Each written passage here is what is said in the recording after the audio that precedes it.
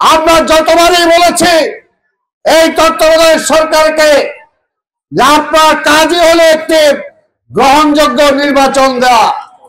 তখনই কিছু দুই একটা রাজনৈতিক দল বলেছে বিএনপিকে ক্ষমতা আসার জন্যই এই 5ই আগস্টের পরিবর্তন হয় না, বিএনপি ক্ষমতার লালায়িত না। আমরা সেদিন বলেছিলাম যদি 3 মাস 6 মাস 9 মাসের মধ্যে নির্বাচন না হয় তাহলে এই দেশটা গভীর সংকটের দিকে যাবে। আজকে আমাদের কথা বাস্তব রূপ দিয়েছে। যখন ফেব্রুয়ারিতে নির্বাচন হওয়ার কথা, আমরা ডিসেম্বরে নির্বাচন চেয়েছিলাম।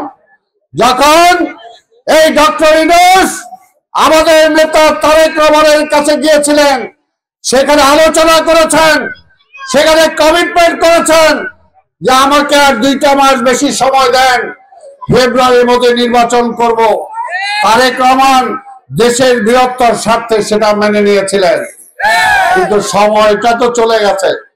এখন দুই একটা দল আবার লাফাইতেছেন গণভোটটা হলে নির্বাচন হবে না।